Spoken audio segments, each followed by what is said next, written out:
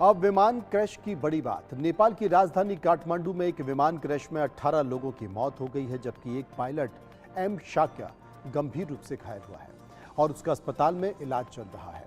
इस विमान ने काठमांडू के तिरुभुवन एयरपोर्ट से उड़ान भरी थी और प्लेन पोखरा जा रहा था। सुबह 11 बजे विमान ने उड़ान भरी और कुछ ही देर में ये विमान क्रैश हो गया।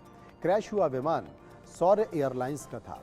हादसे में जान गंवाने वाले 17 लोग सौर्य एयरलाइंस के ही कर्मचारी थे, जबकि विमान में 2 क्रू मेंबर भी थे।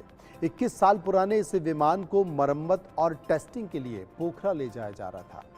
दुर्भाग्य देखिए कि हादसे के तुरंत बाद रेस्क्यू टीम मौके पर पहुंची और एक पायलट को जिंदा बचा लिया।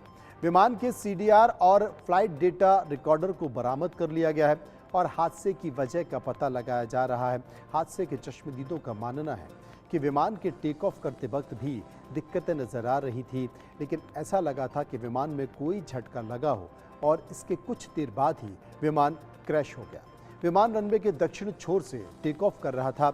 अचानक झटके के बाद विमान में आग लगी और ये विमान रनवे के पूर्वी हिस्से में बुद्धा एयर हैंगर और रडार स्टेशन के बीच गड्ढे में गिर गया। हादसे में मारे गए सौर्य एयरलाइंस के सभी कर्मचारी इंजीनियर्स और मेंटेनेंस स्टाफ थे, जो कि मेंटेनेंस करने के लिए ही जा रहे थे। सौर्य एयरलाइंस नेपाल में 5 जगहों के लिए विमान संचालित करती है।